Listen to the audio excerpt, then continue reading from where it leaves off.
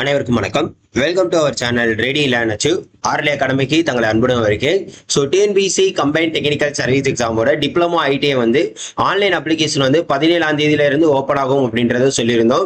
So அந்த online apply பண்ணுவதற்கு முன்னாடி நீங்க என்னென்னலாம் தெரிஞ்சுக்கணும், அதெல்லாம் எப்படி ரெடி பண்ணி வைக்கணும் அப்படின்றத ஸோ தெளிவாக விளக்க போறோம். தயவு செய்து இந்த வீடியோவை உங்க ஃப்ரெண்ட்ஸ் யாரும் இந்த எக்ஸாமுக்கு அப்ளை பண்றவங்களா இருந்தீங்கன்னா தயவு செய்து இப்பயே பார்த்து நான் சொல்ற பாயிண்ட்ஸ் எல்லாம், இந்த 5 பாயிண்ட்ஸ் நீங்க தயவு செய்து நோட் பண்ணி வச்சுக்கிட்டீங்க அப்படின்னா கண்டிப்பா என்ன பண்ணப்படும், உங்களுக்கு அப்ளை பண்றப்ப ஈஸியா இருக்கும், ப்ரிப்பரேஷனுக்கும் உங்களுக்கு ஈஸியா இருக்கும். ஸோ இந்த 5 பாயிண்ட்ஸ் இல்லாம 6வது ஒரு பாயிண்ட் இருக்கும், அது உங்களுக்கு சீக்கிரட்டா வந்து கடைசியில சொல்ல போறோம். ஸோ தயவு செய்து என்ன பண்ணிக்கோங்க, நம்ம சேனலை ஃபாலோ பண்ணி மறக்காம உங்க ஃப்ரெண்ட்ஸ் எல்லாருக்கும் ஷேர் பண்ணுங்க. வாட்ஸ்அப் சேனல், டெலிகிராம் சேனல்ல ஒவ்வொரு அப்டேட்டுக்கும் என்ன பண்ணுங்க, நம்ம சேனலை ஃபாலோ பண்ணி வச்சுக்கோங்க.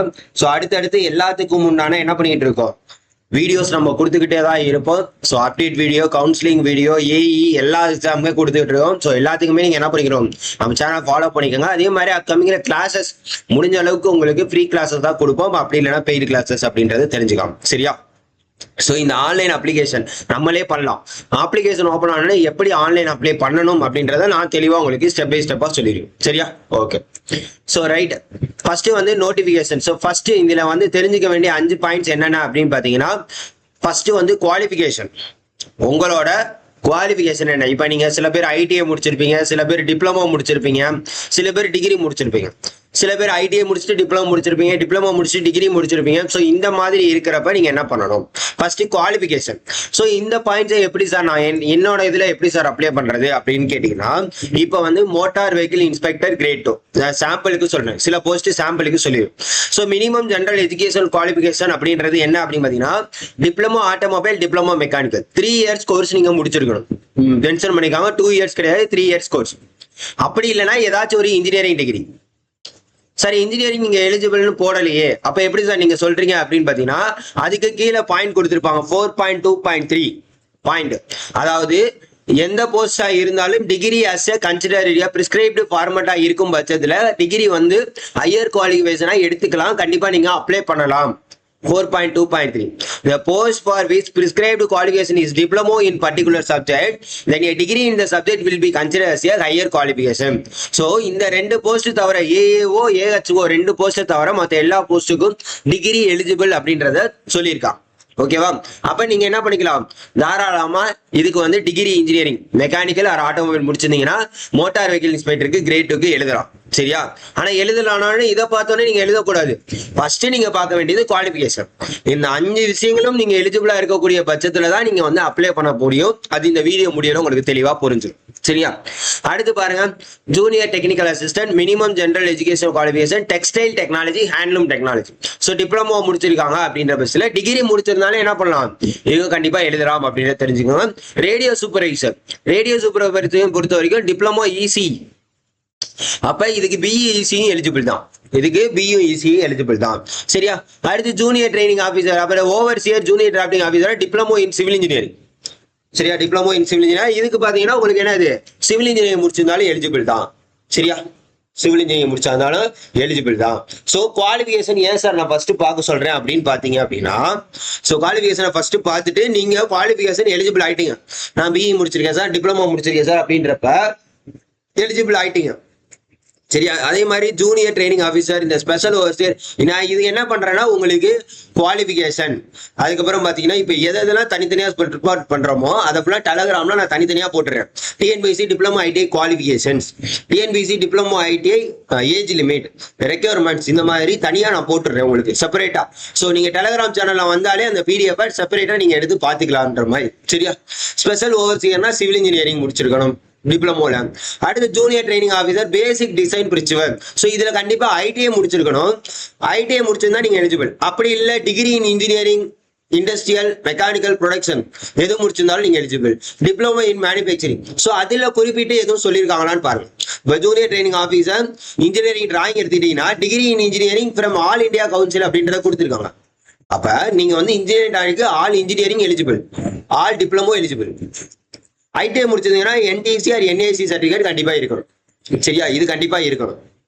இதுதான் இந்த குவாலிஃபிகேஷன். ஏன் இதை நீங்க இதுக்கு எலிஜிபிளா இருக்கக்கூடிய போஸ்ட் எல்லாம் என்ன பண்ணணும் அப்படின்னு பாத்தீங்கன்னா, ஒரு பேப்பர் எடுத்துட்டு நம்மளோட போஸ்ட், இப்ப நான் மெக்கானிக்கல் முடிச்சிருக்கேன் அப்படின்னா நான் எந்தெந்த போஸ்ட்டுக்கெல்லாம் எலிஜிபிள், ஜேடிஓ, இப்ப வந்து பாத்தீங்கன்னா உங்களுக்கு அட்வான்ஸ்டு கம்ப்யூட்டர் நியூமரிக்கல் கண்ட்ரோல், அதோட போஸ்ட் கோட் 361. ஸோ இந்த மாதிரி.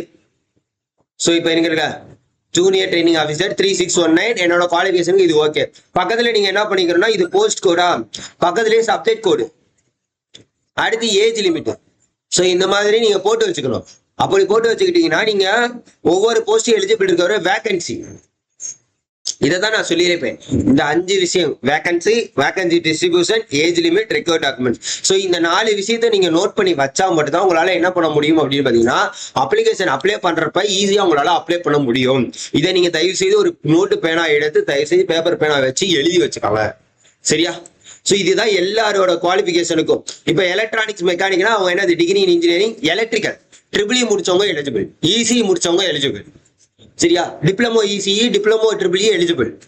ஆனா சிலபஸ் பாத்தீங்கன்னா இதுக்கு வேற யாரும் காமனா டிப்ளமோ ட்ரிபிள் எழுத முடியாது. அதாவது 446 கோடை வச்சு இது எழுத முடியாது. அதனால நான் போச்சு, அதுக்குன்னு செப்பரேட் கோடு இருக்கு. அதே மாதிரி எலக்ட்ரிஷியன் எடுத்துட்டீங்கன்னா இதுக்கும் பாத்தீங்கன்னா ட்ரிபிள் எலிஜிபிள், ட்ரிபிள் தான், இசி எலிஜிபிள் கிடையாது.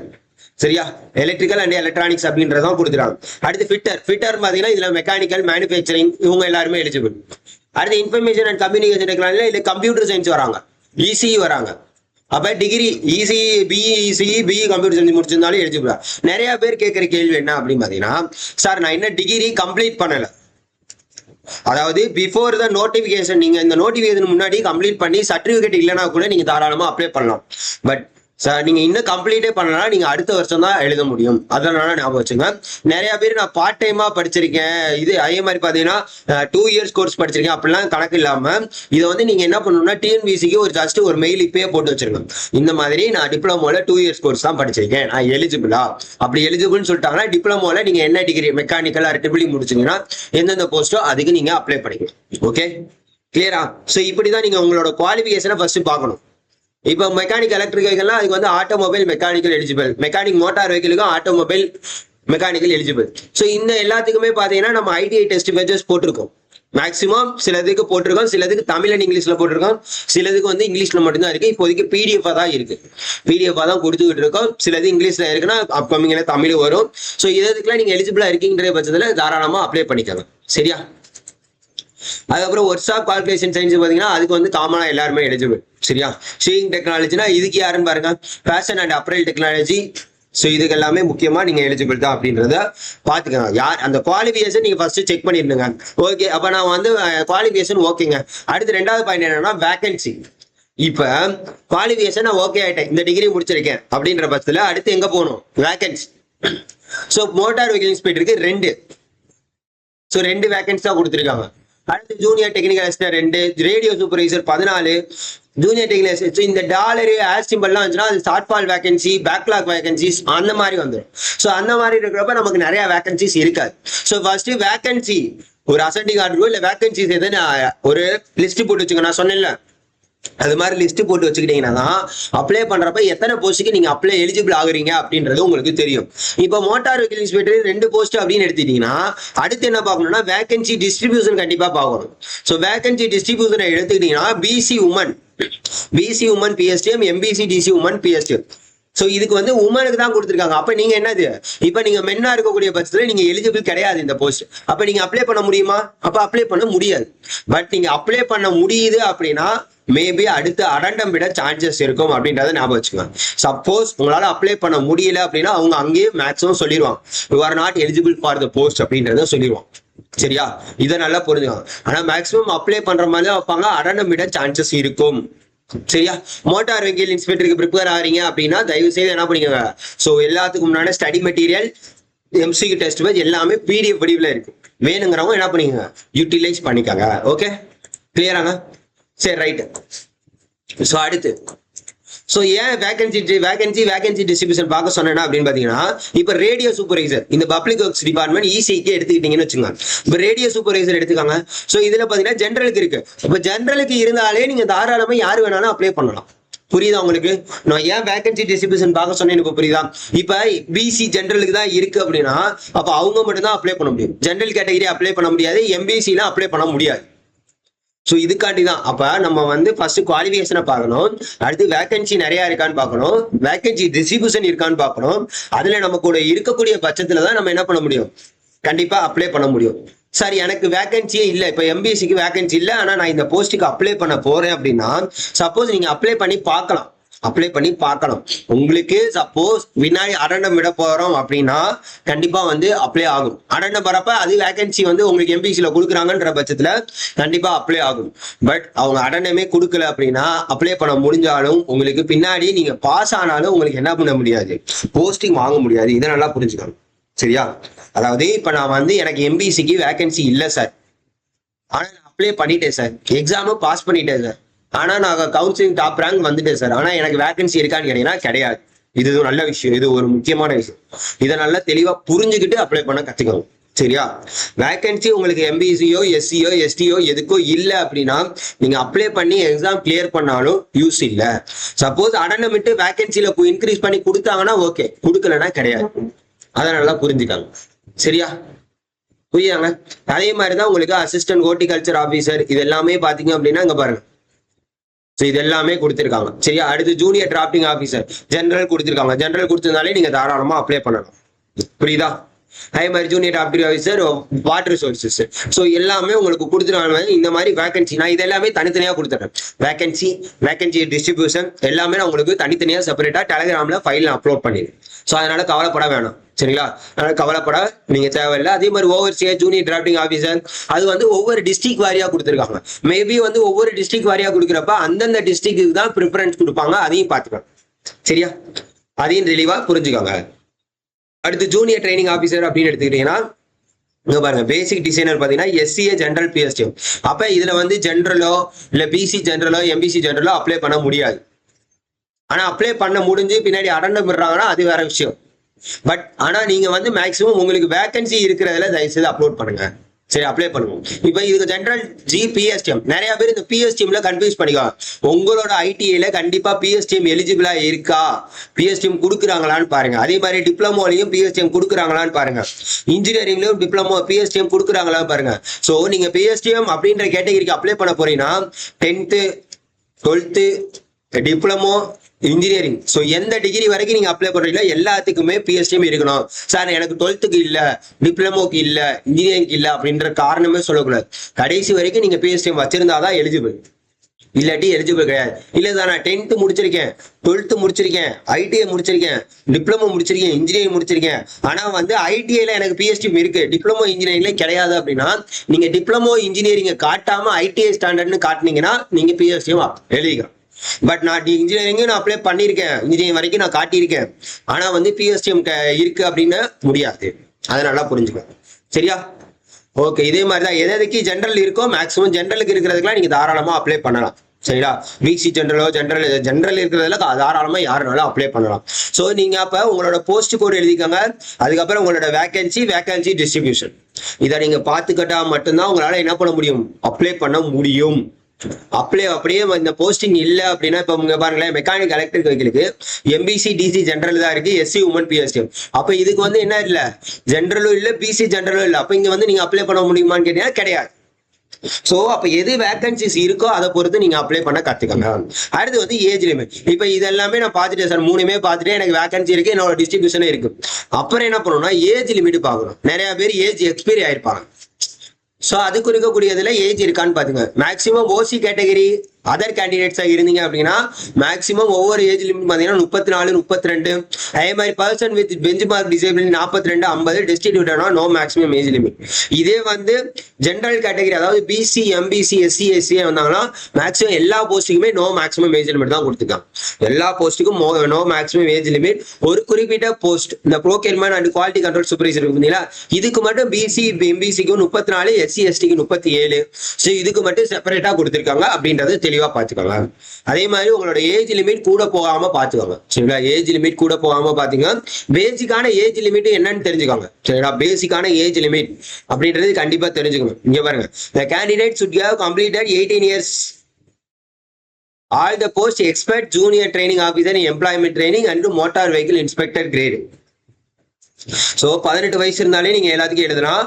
But junior training officer motor vehicle இன்ஸ்பெக்டருக்கு கண்டிப்பா என்ன முடிஞ்சிருக்கணும், 21 வயசு கண்டிப்பா நீங்க முடிஞ்சிருந்தா மட்டும் தான் எலிஜிபிள் அப்ளை பண்ண முடியும் அப்படின்றத தெரிஞ்சுக்கோங்க. ஸோ ஏஜ் லிமிட் ரொம்ப ரொம்ப முக்கியம். அடுத்து என்ன சார், அடுத்து என்னன்னு பாத்தீங்கன்னா இது எல்லாமே நான் பார்த்துட்டேன், நான் அப்ளை பண்ண போறேன் சார். அப்ளை பண்ண போறேன் அப்படின்றப்ப உங்களோட டாக்குமெண்ட்ஸ் என்னென்ன அப்படின்றத கண்டிப்பா தெரிஞ்சு வச்சுக்கணும். ஸோ மேக்சிமம் நீங்க 10th 12th ITI community certificate, அதுக்கப்புறம் பார்த்தீங்கன்னா உங்களுக்கு டிப்ளமோ அண்ட் டிகிரி. ஸோ இந்த சர்டிஃபிகேட் எல்லாமே மேக்ஸிமம், அதாவது நீங்க ஏதாவது இப்போ நீங்க 10th முடிச்சுட்டு ITI முடிச்சு டிப்ளமோ முடிச்சிருப்பீங்க, 10th 12th இன்ஜினியரிங் முடிச்சிருப்பீங்க. ஸோ இந்த மாதிரி கேட்டகரியில் ஆர்டர்ல எங்கிட்ட வேணாலும் மாறிக்கலாம். பட் மஸ்ட் வந்து 10th 12th இப்போ இன்ஜினியரிங் முடிச்சுன்னா இன்ஜினியரிங் இருக்கணும், 10th 12th டிப்ளமோனா டிப்ளமோ இருக்கணும். ஸோ இந்த மாதிரி ஆர்டர்ஸ்ல உங்களோட சர்டிஃபிகேட்ஸ் எல்லாத்தையுமே ஸ்கேன் பண்ணி வச்சுக்கோங்க. அதே மாதிரி அப் டு உங்களுக்கு ஒரு என்னது 2 MBக்கு குறையாம 2 MB சரிங்களா, 2 MB நினைக்கிறேன் சரிங்களா, 2 MB கம்மியாவே நீங்க என்ன பண்ணணும், PDF மேக் பண்ணி வச்சுக்கணும். 200 KB இமேஜ்னா 200 KB. அதே மாதிரி உங்களுக்கு பாஸ்போர்ட் சைஸ் போட்டா வந்து சப்போஸ் ரீசெண்டா எடுத்துக்காங்க, அப்படி இல்லைன்னா என்னது இருக்கிற போட்டாலே டேட்டு போடுற மாதிரி இருக்கும். அதையும் நான் உங்களுக்கு அப்ளிகேஷன் அப்ளை பண்றப்ப அதையும் நான் உங்களுக்கு சொல்லிடுறேன். ஸோ இந்த டாக்குமெண்ட்லாம் மஸ்ட். அது போக உங்களுக்கு பாத்தீங்கன்னா ஐ ஃபிட்னஸ் கேட்கறாங்க. ஸோ இப்போ சில போஸ்ட்டுக்கு பாத்தீங்கன்னா கண்டிப்பா ஐ ஃபிட்னஸ் கேட்கறாங்க.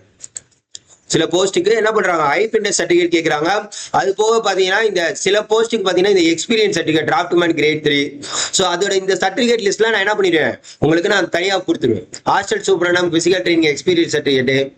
அதே மாதிரி பாத்தீங்கன்னா allocation of scribe compensatory time scribe, அது கண்ணு தெரியாம இருப்பாங்க. அடுத்து form of eye fitness certificate, இதெல்லாம் நான் உங்களுக்கு தனியாவே என்ன பண்ணிடுறேன், தனியா சர்டிஃபிகேட்ஸ் சொல்லி லிஸ்ட் கொடுத்து இதுல போட்டுறேன். ஸோ ஐ ஃபிட்னஸ் வாங்கணுமா சார் அப்படிங்கன்னா கண்டிப்பா ஐ ஃபிட்னஸ் வாங்கி ஆகும். ஸோ இதுக்கு நான் தனி வீடியோ உங்களுக்கு போட்டுறேன். ஐ ஃபிட்னஸ் வாங்கணுமா, யார் யார் வாங்கணும் அப்படின்றத தனி வீடியோ போட்டுறேன். அதை எப்படி வாங்கணும்னு சொல்லிட்டு தனியா ஒரு வீடியோ நம்ம போட்டுறேன் சரிங்களா. அதே மாதிரி ஏஐக்கு வாங்கினதை யூஸ் பண்ணலாமா சார், அதையும் நான் உங்களுக்கு தெளிவா என்ன பண்ணிடுறேன், கண்டிப்பா போட்டுறேன். தயவு செய்து என்ன பண்ணிக்கங்க அதை பாருங்க. அதே மாதிரி certificate from the head of institution university. So இது எதுக்கு அப்படின்னு பாத்தீங்கன்னா சப்போஸ் டிகிரி நீங்க கம்ப்ளீட் பண்ணிருப்பீங்க, ஆனா இப்போ உங்கள்கிட்ட சர்டிஃபிகேட் இருக்காது. ஸோ அதுக்கு பதிலாக தான் இந்த டிக்ளரேஷன் சர்டிஃபிகேட் மாதிரி சரியா, ஞாபகம் வச்சுக்கோங்க. அதே மாதிரி ஸ்பெல்லிங் மிஸ்டேக் ஏதாச்சும் இருந்துச்சுன்னா அதுக்கும் நீங்க வாங்கிக்கலாம் சரியா, ஸ்பெல்லிங் மிஸ்டேக். ஸோ இதுதான் ஓகேவா.